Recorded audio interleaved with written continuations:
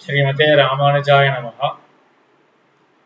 திருவாய்மொழி சாரத்துல இதுவரையிலும் நம்பிள்ளை ஒவ்வொரு பத்தினுடைய அர்த்தத்தை எப்படி அருளி செய்திருக்கார், நாயனார் எப்படி அருளி செய்திருக்கார் அப்படின்றத அனுபவித்தோம். இப்பொழுது வேதாந்தாச்சாரியர் வேதாந்த தேசிகன் எப்படி அருளி செய்கிறார் என்பதை அனுபவிக்கலாம்.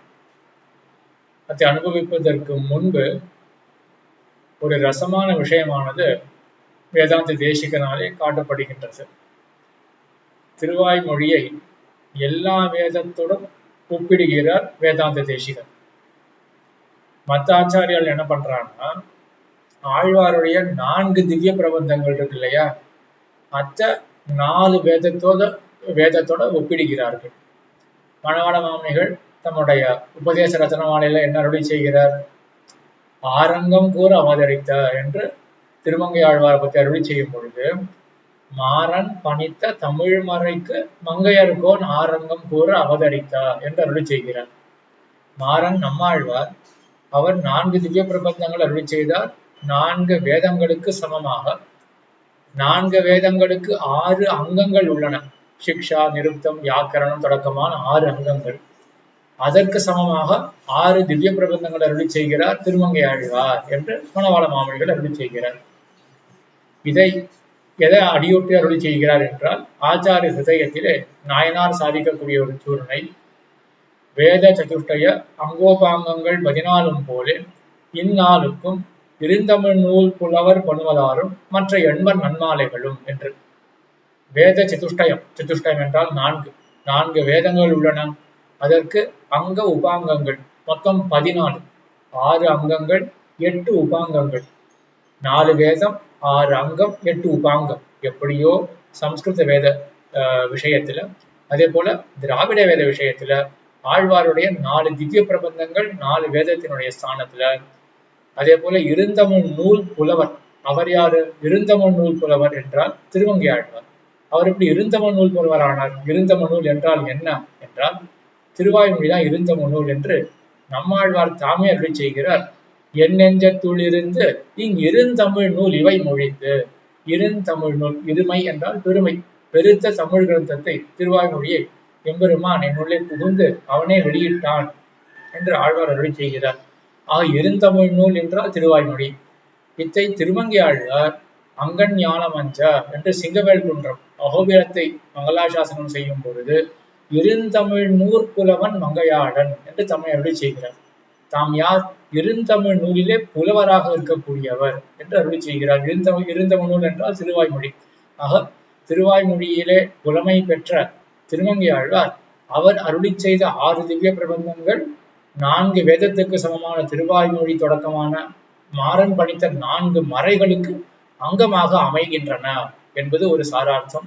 அதே போல ஆழ்வார் திருமங்கை ஆழ்வார் 2 பேரை விட்டாச்சுன்னா மற்ற 10 ஆழ்வார்கள்ல எண்மர் மீதம் உள்ளார்கள். அந்த எண்மர் அருளி செய்யக்கூடிய கலைகள் அது எந்த ஸ்தானத்துல இருக்கு அப்படின்னா, வேதத்துக்கு 8 உபாங்கங்கள் அப்படின்னு பார்த்தோம் இல்லையா, அந்த 8 உபாங்கங்களுடைய ஸ்தானத்துல மற்ற எண்மர்கள் உடைய அருளி செயல்கள். 12 ஆழ்வார்கள் ஆச்சுன்னு கேள்வி கேட்க வேண்டாம். ஆண்டாளையும் மதுரகவி ஆழ்வாரையும் சாக்ஷாத் ஆழ்வார் கோஷ்டியில சேர்க்கறது கிடையாது. ஏன்னா 2 பேருமே பாகவத பரர்கள். ஆண்டாள் பெரியாழ்வார் திருவடிகளை பற்றினவள், மதுரகவி ஆழ்வார் நம்மாழ்வார் திருவடிகளை பற்றினவர். இருவரும் பாகவத பரர்கள். மற்ற 10 பேர் பகவத் பரர்கள் என்று இப்படி ஒரு விபாகம் இருக்கு. ஆக இதனை எதுக்கு சொல்ல வந்தேன் என்றால், சம்பிரதாயத்துல 2 ஆச்சாரியர்கள் காட்டக்கூடிய விஷயம் என்ன என்றால், 4 மறைகளுக்கு 4 திவ்ய பிரபந்தங்கள், மாறன் பணித்த 4 திவ்ய பிரபந்தங்கள் ஒத்ததாக இருக்கின்றன. மேலே ஸ்பஷ்டமாக எந்த 4 வேதம் என்றதையும் அழகிய மணவாள பெருமாள் நாயனார் ஆச்சாரிய ஹிருதயத்திலே காட்டுகிறார். வேதத்திரயம், அது வேதத்திரயம் போல இயற்பா 3 வேதத்திரயம் போல, பன்னாற்பாடு பண்புரை இசைகோள் வேதம் போலே என்று நாயனார் அருளி செய்கிறார். வேதத்திரயம் ரிக்கு, யஜுசு, அதர்வண வேதம், இந்த 3 வேதத்தை போல இயற்பா 3. ஆழ்வார் அருளி செய்த 4 திவ்ய பிரபந்தங்கள்ல 3 இயற்பால் இருக்கு இல்லையா, திருவிருத்தம், திருவாசிரியம், பெரிய திருவந்தாதி, இது 3ம் இயற்பால் அமைந்தது. அந்த 3 வேதத்தை போல. கடைசி திருவாய்மொழி அது எப்படிப்பட்டது? பன்னாறு பாடல், அப்படின்னு வண்ணம் மணிமாடன் அந்நாவாய் உள்ளானை திருநம்மதில் தென் குருகூர்ச்சடகோபன் பன்னார் பாடலில் பத்தும் வல்லார் மண்ணாண்டு மன்னங்கமழ்வர் மல்லிகையே என்று திருவாய்மொழிய பன்னார் பாடல். பண்ணா ராகம், அந்த ராகம் அமைந்த இசை கூட்டப்பட்ட பாடலாக நம்மாழ்வார் சாமி அருளி செய்கிறார் திருவாய்மொழியை பற்றி. பன்னார் பாடல், அந்த பன்னார் பாடல் எத்தோடு ஒக்கும் என்றால், பன்னார் பாடல் பண்புரை இசைக்கொள் வேதம் போலே. பண்புரை இசைக்கொள் வேதம் என்றது சாம வேதம். ஆக இப்படி ஒரு சாமியத்தை தான் மணவாள மாமிகள் என்ன, அதே போல அழகிய மணவாள பெருமான் நாயனார் என்ன அருளி செய்கிறார்கள். ஆனால் இங்கு வேதாந்த தேசிகனும் திருவாய்மொழி ஒரு திவ்ய பிரபந்தத்தை எடுத்துக்கொண்டு இந்த திருவாய்மொழியே 4 வேதத்துக்கும் சமம் என்று சாதிக்கிறார். எப்படி என்றால், ஆதோ ஷாரீரகார்த்த கிரமமிக விஷதம் விம்சதிர் பக்தி சாத்ரா என்ற ஒரு ஸ்லோகத்தாலே 4 வேதத்துடனும் திருவாய்மொழியை ஒப்பிடுகிறார். எப்படி? ரிக்வேதத்துக்கு சமமானது திருவாய்மொழி. எப்படி என்றால், திருவாய்மொழியினுடைய ஆதியில 21 பாட்டுக்களாக ஷாரீரக்கத்தினுடைய அர்த்தத்தை எல்லாம் ஆழ்வார் விவரித்தருளுகின்றார். ஷாரீரக்கம் என்றால் பிரம்மசூத்திரம். பிரம்மசூத்திரத்துல நம்ம ஏற்கனவே பார்த்திருக்கோம். ஸ்ரீபாஷ்ய சாரத்துல 4 அத்தியாயங்கள் கொண்டது பிரம்மசூத்திரம், 2 த்விகத்தை கொண்டது பிரம்மசூத்திரம். 2 த்விகத்தினுடைய அர்த்தத்தை முறையே ஆழ்வார் என்ன பண்றார் என்றால், உயர்வர உயர்நலம் அப்படின்றது முதல் பதிகமா, அங்க பூர்வ த்விகம் சித்த த்விகம் இருக்கு இல்லையா, அதனுடைய அர்த்தம் சித்த த்விகம் அப்படின்றதுதான் நம்ம மற்றொரு பேரும் பார்த்தோம். என்ன பார்த்தோம்? விஷய த்விகம் அப்படின்னு பார்த்தோம். அந்த விஷய த்விகம் என்ன, சித்த த்விகம் என்ன, அது தத்துவபரமானது, இருக்கக்கூடிய பொருள், சித்தமாக இருக்கக்கூடிய பொருளை பற்றி சொல்லக்கூடிய த்விகம். அதனுடைய அர்த்தத்தை உயர்வர உயர் நலம் அப்படின்ற பதிகத்தாலே அருளி செய்தார். அதற்கு பிறகு வீடுமின் முற்றம் அப்படின்ற பதிகம் இருக்கு இல்லையா, அது சாத்திய த்விகத்தை பத்தி, உபாசனத்தை பத்தி. சாத்தியம் என்றால் நம்மாலே சாதிக்கப்படக்கூடிய உபாசனம், அதாலே சாதிக்கப்படக்கூடிய அனுபவம் என்றெல்லாம் நாம் ஸ்ரீபாஷ்ய சாரத்திலே அனுபவித்துள்ளோம். எல்லாவற்றையும் ஞாபகத்திலே வைத்துக் கொள்வது. அதாவது அந்த சாத்திய த்விகத்தினுடைய அர்த்தத்தை வீடுவின் முற்றமுமானது சொல்ல வந்தது. மொத்தம் 22 பாட்டு. முதல்ல 11, அடுத்தது 11, 22 பாட்டு. ஆனா இங்க வேதாந்த தேசிகன் சாதிப்பது 21 பாட்டுக்களாலே ஷாரீரக்கத்தினுடைய அர்த்தத்தை எல்லாம் ஆழ்வார் அருளி செய்தார் என்று. ஆக 21 அப்படின்றது முக்கியமான ஒரு எண்ணிக்கையாக வந்து சேர்ந்திருக்கு. ஷாரீரக சாஸ்திரம்ன்றது முக்கியமான சாஸ்திரம் இல்லையா, வேதாந்தம் தானே அடிக்கல்லே. அதுல என்னன்னா மற்ற எல்லாத்தையும் நம்ம நாட்ட போறோம், அதை கொண்டுதானே. ஆக அது மேலதானே கட்ட போறோம் மற்றது எல்லாத்தையும். ஆக இந்த 21 அப்படின்றது முக்கியமான எண்ணிக்கையாக அமைந்திருக்கிறபடியினால இந்த திருவாய்மொழியானது எதை காட்டுறது அப்படின்னா, 21 சாக்கைகளை கொண்ட ரிக்வேதத்தை காட்டுகிறது, அதுக்கு ஒப்பானது என்று வேதாந்த தேசிகன் சாதிக்கின்றார். ஆக திருவாய்மொழி வந்து ரிக்வேதத்துக்கு ஒப்பானது. ஏன்? 21 சாக்கைகளை கொண்ட ரிக்வேதம் போல இதுவும் 21 பாசுரங்களை கொண்டு முக்கியமான ஷாரீரகம் பிரம்மசூத்திரத்தினுடைய அர்த்தத்தை விவரிக்க வந்தபடியினால் இது ரிக்வேதத்துக்கு ஒப்பானது. இது எஜுர்வேதத்துக்கு ஒப்பானது. எஜுர்வேதத்துக்கு ஒப்பானது அப்படின்றது கடைசியில பார்ப்போம். அடுத்தது சாமவேதத்துக்கு ஒப்பானது இந்த திருவாய்மொழியானது. இது பிரசித்தம் தான். சஹசிர சாக்காம் யோதிராட்சி அப்படின்றது இல்லையா, சாமவேதத்துக்கு 1000 சாக்கைகள். அதே போல சாமவேதமானது தானத்துடன் கூடினதாக சாமவேதம் இருக்கின்றது. திருவாய்மொழியும் அதே போல 1000 பாசுரங்களுடன் இசைக்கொள் பாடலாக திருவாய்மொழி அமைந்திருக்கிறபடினால் இது வந்து சாமவேதத்துக்கு ஒப்பானது என்றும், அதர்வண வேதத்துக்கும் இது ஒப்பானது. எப்படி என்றால், அதர்வண வேதத்திலே சாந்தி ரசமானது தெரிவிக்கப்படுகின்றது, திருவாய்மொழியும் சாந்தி என்கிற ரசமானது ஓடுகின்றது. ஆகையினால் இது அதர்வண வேதத்துக்கு ஒப்பு என்று சொல்லி கடைசியில எஜுர்வேதத்துக்கு ஒப்பு சொல்லணும். எப்படி எஜுர்வேதத்துக்கு ஒப்பு என்றால், எஜுர்வேதத்துல 101 சாக்கைகள் இருக்கு, திருவாய்மொழியில 101 அர்த்தங்கள் இருக்கு. ஆகையினால் இது எஜுர்வேதத்துக்கு ஒப்பானது என்று சாதிக்கின்றார். திருவாய்மொழியில எப்படி 101 அர்த்தங்கள் என்றால் 100 கூட்டல் 1, மொத்த திருவாய்மொழியும் ஒரு அர்த்தத்தை தெரிவிக்க வருது. அந்த அர்த்தத்தை திருவாய்மொழி தெரிவிக்கிறதுக்காக 100 அர்த்தங்கள் சககாரியாக இருக்கு, உடன்கூடாக இருக்கு, அதை உபபாதனம் பண்றதுக்காக இருக்கு. ஆக 100 ஒன்னாக சேர்ந்து ஆழ்வார் 101 அர்த்தங்களை தெரிவிக்கிறார். எஜுர்வேதமும் 101 சாக்கைகளை கொண்டது. ஆகையினால் இது எஜுர்வேதத்துக்கு சமம். இப்போ நம்ம பார்க்க வேண்டிய விஷயம் இதுதான். அந்த 100 என்ன, அந்த 1 என்ன. ஏன்னா நம்ம உபன்யாசத்துக்கு என்ன எடுத்துட்டு இருக்கோம் விஷயத்த, ஒவ்வொரு 10க்கும் வேதாந்தாச்சாரியர் என்ன அர்த்தத்தை அருளி செய்கிறார், திருவாய்மொழியினுடைய ஒவ்வொரு 10க்கும் அப்படின்ற ஒரு விஷயத்தை தான் நம்ம பார்த்துட்டு வரோம். அதுல இந்த 100 1 இருக்கு இல்லையா, வேதாந்தாச்சாரியர் திரவிடோபனிஷத்து தாத்பரிய ரத்னாவளி அப்படின்ற தம்முடைய கிரந்தம். இதுதான் திருவாய்மொழிக்கு தாம் சாதித்து இருக்கக்கூடிய சங்கிரக கிரந்தம். இதை எப்படி அமைக்கிறார் என்றால், 1000 1000ஆனது 100 முடியறது, 100ஆனது 10 முடியறது, 10ஆனது 1 முடியறது என்று பகவத் தியான சோபானம் இருக்கு இல்லையா, ஒரு படிக்கட்டு இருக்கு இல்லையா, அதை போல இங்கு ஒரு படிக்கட்டை கட்டுறார்.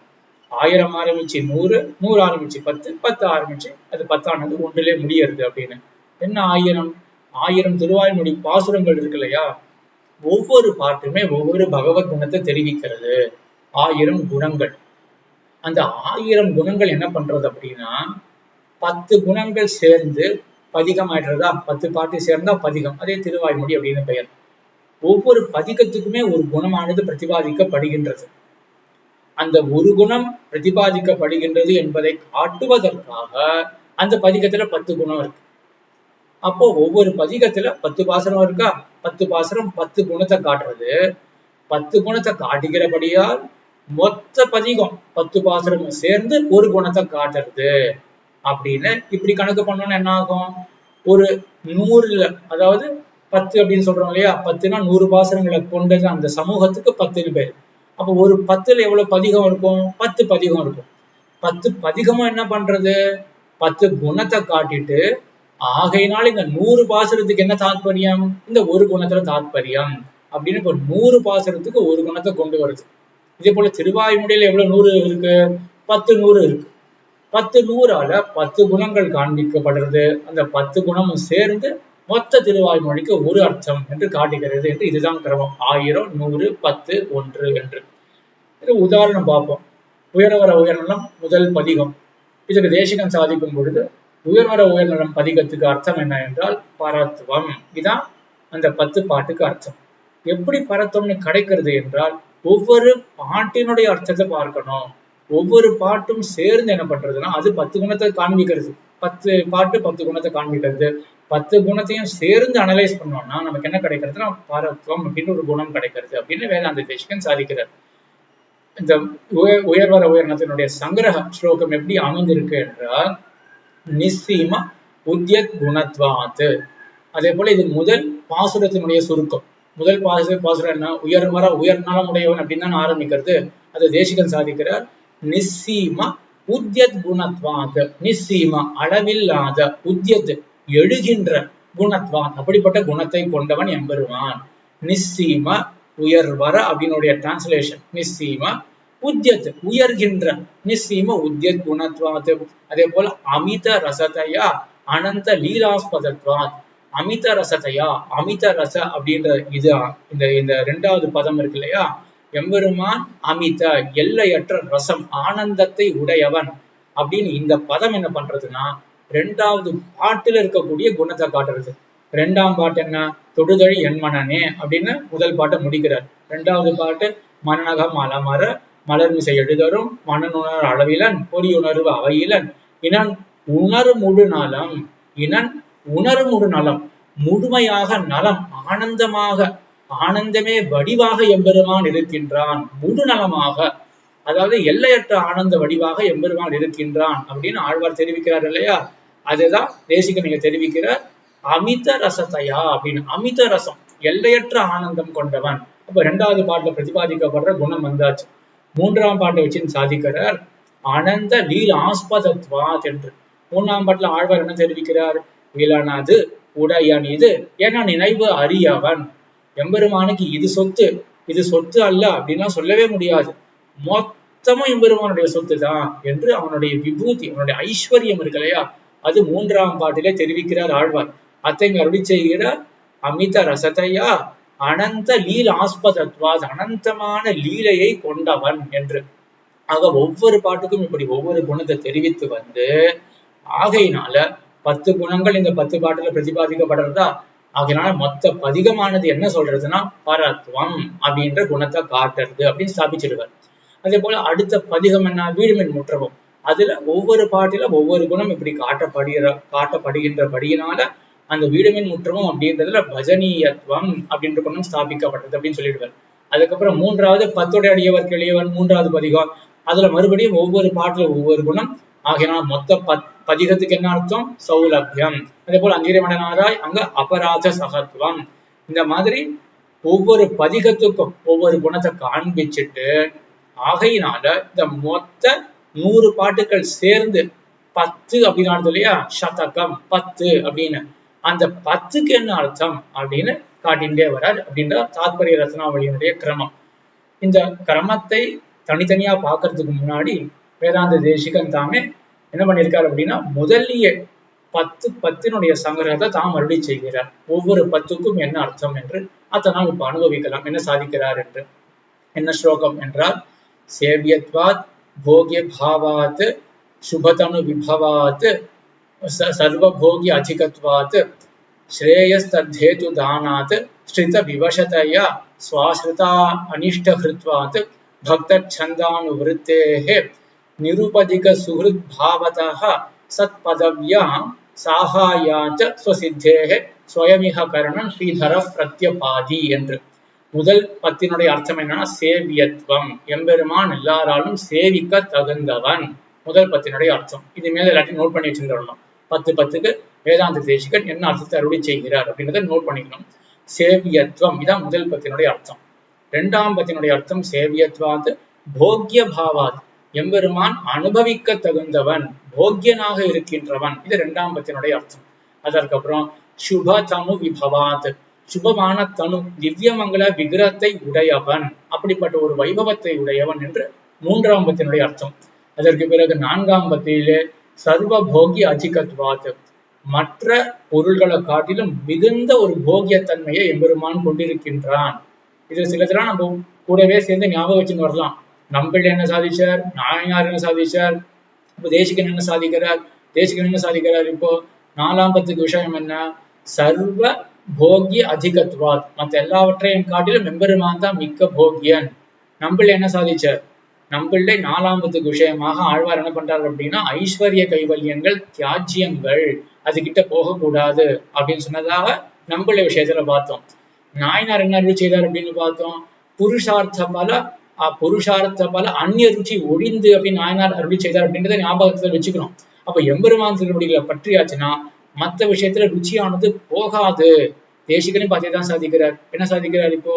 சர்வ போகிய அதிகத்வாத்து, மற்ற போகிய பொருள்களை காட்டிலும் எம்பெருமான் மிக்க போகியன், மற்றதெல்லாம் போகியம் அல்ல அப்படின்னு தாற்பயம். ஆக ஆச்சாரியாருடைய திருவிழெல்லாம் ஒத்து போறது இந்த அம்சங்கள் எல்லாம். 5ஆம் 10 அர்த்தம் என்ன என்றால், ஸ்ரேயஸ்தத் ஹேது தானாத், ஸ்ரேயா என்றால் மோட்சம், அதற்கு ஹேத்து எம்பெருமானே தான். தத் ஹேது தானாத், அந்த ஹேத்துவான தன்னை எம்பெருமான் கொடுக்கின்றான். எவ்வளவு அழகா நம்பிளையோட அமையிறது. நம்பிள் என்ன சாதித்தார் 5ஆம் 10க்கு? பரகத ஸ்வீகாரம், ஆரணக்கு நின் பாதமே சரணாக தந்துழிந்தாய், தந்தாய் அப்படின்னாரு இல்லையா? அந்த பாட்டை தான் ஆழ்வாருடைய திருவுள்ள கருத்தாக கொண்டு 5ஆம் 10க்கு இதுதான் அர்த்தம் அப்படின்னு சாதிச்சார் இல்லையா நம்பிள்டே? அதைதான் இங்க தேசிகன்னு சாதிக்கிறார். ஸ்ரேயஸ்தேது தானாத், எம்பெருமான் தன்னை உபாயமாக கொடுக்கின்றான். அதுக்கப்புறம் 6ஆம் 10 ஸ்ரித விவசதையா, ஸ்ரிதர்களுக்கு விவசனாக எம்பெருமான் இருப்பான், அடங்கின சரக்காக. யாருக்கு? ஸ்ரிதர்கள், எம்பெருமான் திருவடிகளை ஆசிரியிக்கிறவர்களுக்கு எம்பெருமான் அடங்கின சரக்காக இருப்பான். ஸ்ரித விவசதையா ஸ்வாசிரித அனிஷ்ட ஹிருத்வாத், தன்னை ஆசிரியத்தவர்களுடைய அனிஷ்டத்தை போக்குவான். இது 7ஆம் 10க்கு விஷயம். 6ஆம் 10 ஸ்ரிதர்கள் எம்பெருமான் திருவடிகளை ஆசிரியிக்கிறார்கள், அவர்களுக்கு எம்பெருமான் விவசனாக வசத்திலே உள்ளவனாக இருப்பான் 6ஆம் 10. 7ஆம் 10 அப்படிப்பட்ட ஆசிரியர்களுடைய அனிஷ்டத்தை, கஷ்டத்தை எல்லாம் எம்பெருமான் போக்குவான். நம்பிளை இதேதான் சாதித்தார் என்று ஞாபகத்திலே கொள்வது. ஆக 7ஆம் 10க்கு விஷயம் ஆயிடுச்சு. என்ன ஆயிடுச்சு? ஆசிரியர்களுடைய கஷ்டத்தை எம்பெருமான் போக்குவான் என்று. 8ஆம் 10 பக்த சந்தானுவிருத்தேஹே, பக்தர்களுடைய சந்தத்தை, அவர்களுடைய திருவுள்ள கருத்தை எம்பெருமான் பின் செல்வான் என்று வேதாந்த தேசிகன் நீங்க சாதிக்கிறார். நம்பிள்ள என்ன ஒரு பிரமாணம் காட்டினார் 8ஆம் 10க்கு? உமருகந்துகந்த உருவம் நின் உருவமாகி உந்தன கண்பரானார் அவருகம் தமர்ந்த செய்கை உன் மாயை என்று. எம்பெருமானே, உன்னுடைய உருவம் என்ன என்றால், உன்னுடைய தமர்கள் என்ன உருவத்தை விரும்புகின்றார்களோ, தமருகந்ததே உருவம் அவ்வுருவம் தானே, தமருகந்தது எப்பேர் மற்ற பேர். ஆக எம்பெருமானுக்கு இதுதான் உருவம் அப்படின்னு பக்தர்கள் என்ன நினைக்கிறார்களோ அது எம்பெருமானுடைய திருமேனி. என்ன திருநாமம் அப்படின்னு இவர்கள் சூட்டுகிறார்களோ அது எம்பெருமானுடைய திருநாமம் என்று. இப்படி பக்த சந்தானு விருத்தேகே, பக்தர்களுடைய திருவுள்ள கருத்தை அனுசரிக்கும் அவன் என்று 8ஆம் பத்திலே காண்பிக்கப்பட்ட குணம் என்று வேதாந்த தேசிகன் சாதித்து, அதற்கு பிறகு 9ஆம் பத்திலே நிருபதிக சுஹ்ருத் பாவதா, நிருபதிக சுஹ்ருத் பாவம், நிருபாதிகமாக காரணமற்ற சர்வவித பந்துவாகவும் எம்பெருமான் இருக்கின்றான். இது எல்லா ஆச்சாரியாலுமே சாதிக்கக்கூடிய விஷயம்தான். 9ஆம் பத்திக்கு இதுதான் விஷயம் என்று. 10ஆம் பத்திலும் மற்ற ஆச்சாரியால் சாதித்த அதே அர்த்தத்தை இங்க வேதாந்த தேசிகன் சாதிக்கிறார். சத் பதவியாம் சாஹாயாச்ச, சத் பதவியாம், சத் பதவி இருக்கு இல்லையா, சரியான மார்க்கம், அர்த்திராதி கதி, அதுல சகாயமாக வழித்துணையாக எம்பெருமான் இருக்கின்றான். இத்தனை முன்னாடி அனுபவித்த விஷயம்தான். ஆக 10ஆம் பத்துக்கு என்ன அர்த்தம் என்றால் வழித்துணையாக பெருமாள் வருகிறார் என்று. ஆக இந்த 10 இப்படி 10 அர்த்தங்கள் சொல்லப்பட்டதனால நம்ம கடைசியா அந்த எஜுர்வேதத்தினுடைய ஒப்பு பார்க்கும்பொழுது என்ன பார்த்தோம்? 100 1 கூட்டிக்கணும் அப்படின்னு பார்த்தோம் இல்லையா? மொத்த திருவாய்மொழிக்கும் ஒரு அர்த்தம் இருக்குன்னு. அது என்ன அர்த்தம் என்றால் சகாயாச்ச ஸ்வசித்தேஹே ஸ்வயமிக கரணம் ஸ்ரீதரஹா பிரத்யபாதி. ஸ்ரீதரஹா பிரத்யபாதி, ஸ்ரீதரன் பிரதிபாதிக்கப்பட்டான். ஸ்ரீமன் நாராயணன் எம்பெருமான் ஆழ்வாரால் இப்படி பிரதிபாதிக்கப்பட்டான் 10 தோறும். எவ்விதமாக? ஸ்வசித்தேஹே ஸ்வயமிக கரணம். இதுதான் மொத்த திருவாய்மொழிக்கும் தாற்பயம். எம்பெருமானை அடைவதற்கு எம்பெருமானே உபாயம், அவனே உபாயம், அவனே உபேயம், அவனே பிராபியம், அவனே பிராபகம். இதுதான் மொத்த திருவாய்மொழிக்கும் அர்த்தம் என்று. ஆக இப்படி வேதாந்த தேசிகன் 10 பத்துக்களுக்கும் அர்த்தத்தை சாதித்து மொத்த திருவாய்மொழிக்கும் என்ன அர்த்தம் என்பதையும் அருளி செய்தார் என்று பார்த்தோம். ஆக இத்தோட நம்ம 3 ஆச்சாரியர்கள் என்ன சாதித்தார்கள் அப்படின்றத பார்த்துருக்கோம்.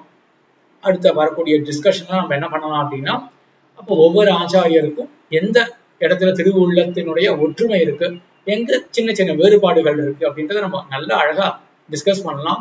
இதுதான் நல்ல ஒரு பொழுதா போகும். ஆச்சாரியாருடைய திருவுள்ளத்தை ஆராயறது. ஏன்னா ஆச்சாரியார் என்ன பண்றா, ஆழ்வார் திருவுள்ளத்தை ஆராயக்கூடிய ஆச்சாரியர்கள் திருவுள்ளத்தை ஆராயறோம்னா இது மேல என்ன ஒரு பொழுதுபோக்கு நமக்கு வேணும். ஆக இதோட இந்த திருவாய்மொழி சைக்கிள் இதோட நிக்கட்டும்.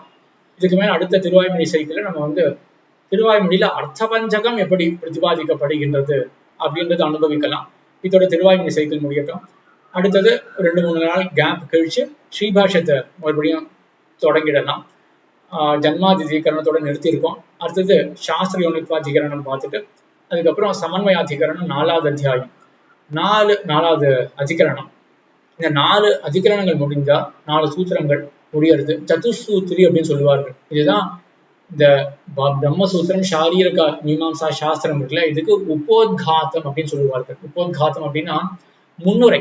இந்த சாஸ்திரத்தை நாம் ஆரம்பிக்கலாம், தடையின்றி ஆரம்பிக்கலாம் அப்படின்னு ஸ்தாபிக்கிறதுக்காக பயன்படக்கூடியதுதான் உபோத்காத்தம் என்று. ஆக 2 அதிகரணத்தை இன்னும் பார்த்தாச்சுன்னா உபோத்காத்தம் அப்படின்றத முடிஞ்சிடும்.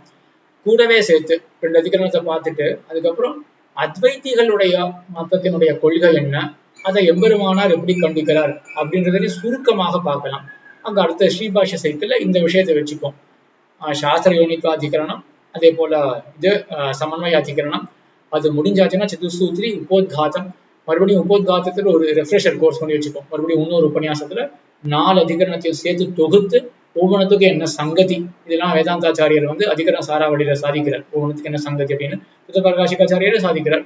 ஆச்சாரியாருடைய ஸ்ரீசுக்தியை கொண்டு ஒவ்வொன்றுத்துக்கும் என்ன தொடர்பு, 4 அதிகரணத்துக்கு என்ன தொடர்பு அப்படின்றத பார்த்துட்டு அதுக்கப்புறம் அத்வைத்த மதத்தினுடைய சுருக்கம் என்ன, அதை எம்பெருமானால் எப்படி கண்டிக்கிறார் அப்படின்றதுனுடைய சுருக்கம் அப்படின்றதையும் அடுத்த ஸ்ரீபாஷ்ய சைக்கிள்ல தெரிஞ்சுக்கலாம் என்று சொல்லி அமைகிறேன். ஆழ்வார் திருவடிகளே சரணம், எம்பெருமானார் திருவடிகளே சரணம், ஜிகர் திருவடிகளே சரணம்.